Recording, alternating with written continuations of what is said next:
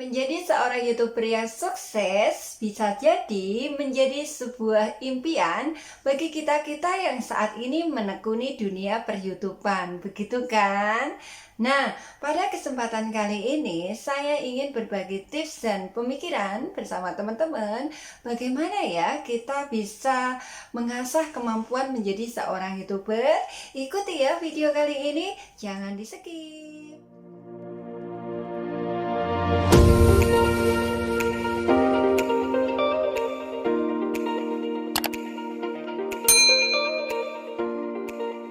Assalamualaikum warahmatullahi wabarakatuh. Halo teman-teman, ketemu kembali dengan saya. Nah, pada kesempatan kali ini saya ingin berbagi pemikiran dan gagasan dengan teman-teman tentang kesuksesan atau keberhasilan seorang YouTuber.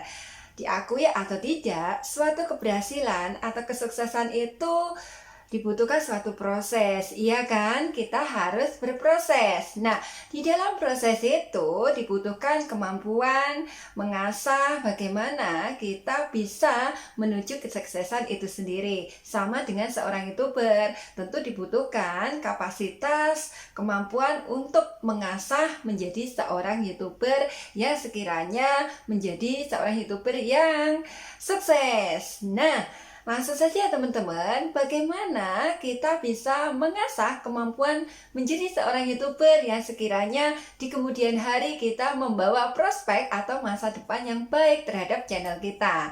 Seperti apa caranya supaya kita mempunyai kemampuan mengasah menjadi seorang YouTuber?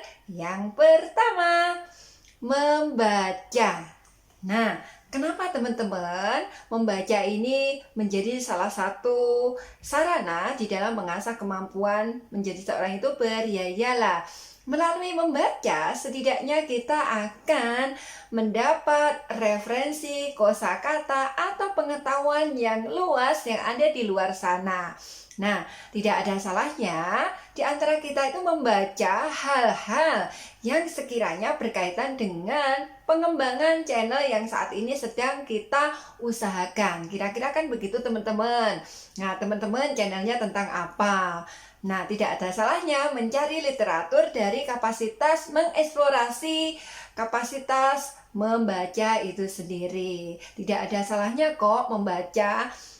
Misalnya ambil contoh dalam sehari bisanya membaca 1 jam misalnya, atau kalau 1 jam nggak bisa, nggak ada waktu ya 30 menit, nggak ada waktu lagi 15 menit, kira-kira seperti itu teman-teman. Jadi luangkan waktu untuk membaca yang sekiranya menambah referensi pengetahuan untuk pengembangan channel yang saat ini sedang kita usahakan. Kata kuncinya ke situ. Kemudian bagaimana kapasitas mengasah kemampuan menjadi seorang YouTuber yang kedua adalah melihat atau visualisasi. Nah, tidak ada salahnya kok kita mengembangkan kapasitas visualisasi atau daya lihat kita. Dari mana? Ya bisa dari TV, bisa dari YouTube itu sendiri.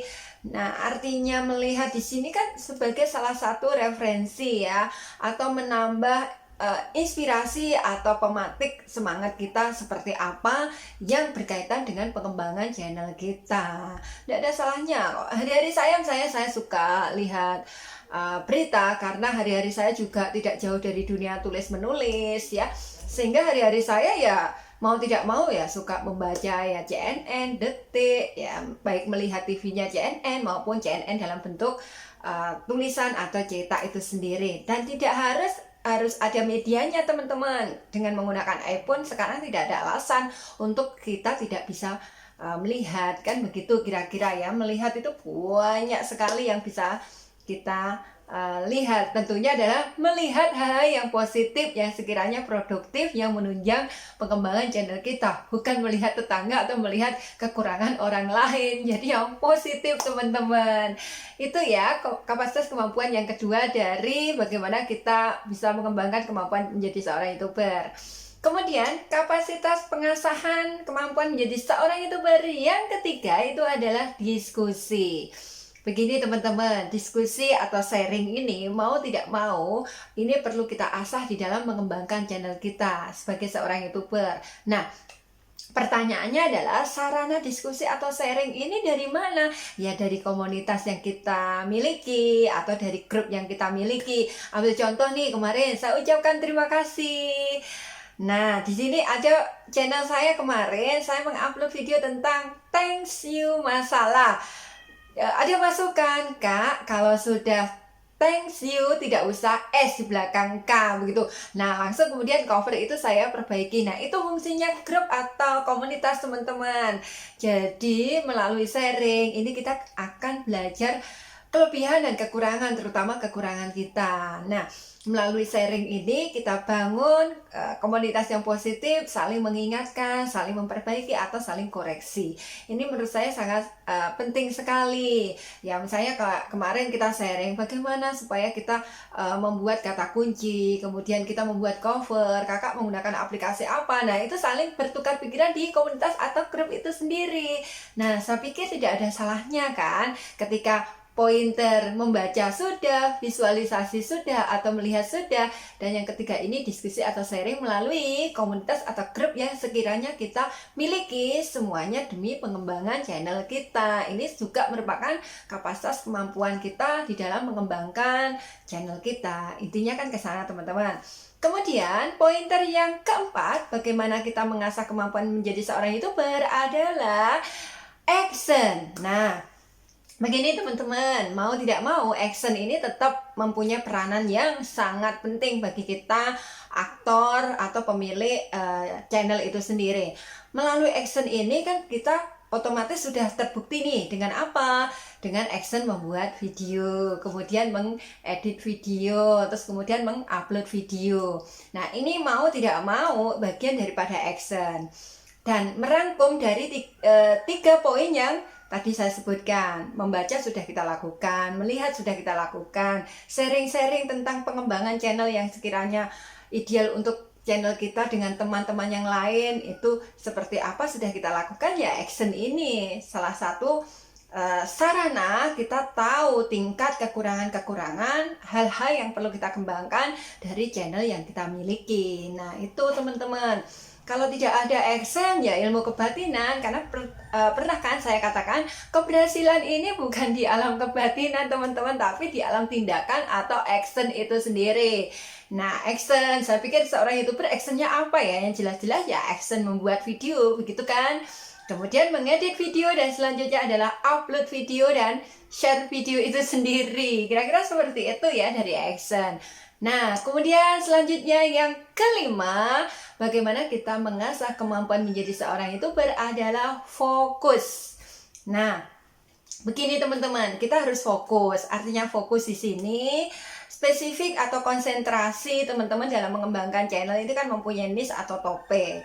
Jangan pernah kita itu membandingkan channel kita dengan channel orang lain. Ya, kalau kita tadi kan ada pointer melihat, bolehlah melihat, tetapi jangan sampai melihat itu mempengaruhi emosional kita sampai kita itu wah kok dia bisa ya, kok saya begini. Nah, artinya fokus di sini fokus demi pengembangan channel kita. Karena begini teman-teman, ibaratkan begini. Ketika kita mencari mata air nih misalnya, kita di tempat tempat A misalnya, mencari mata air, kemudian mata airnya kok kurang banyak ya. Melihat teman sebelah misalnya, teman di wilayah atau kawasan B, wah di situ kayaknya banyak sekali. Ini sudah menggali, mencari mata air sudah lumayan dalam, pindah lagi. Kemudian ada yang agak di ketinggian, mendekati bukit misalnya, sumbernya banyak sekali, pindah lagi. Nah, kapan kita bisa berfokus? Begitu teman-teman, artinya begini juga.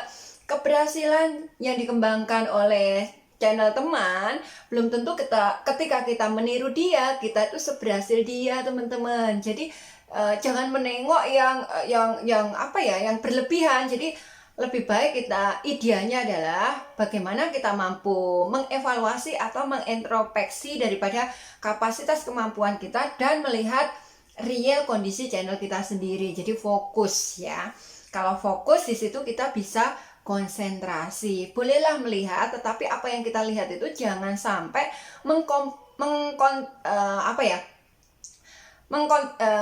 mempengaruhi lah ya, atau mengkontaminasi mental kita, intinya ke sana ya, mempengaruhi berlebihan ya.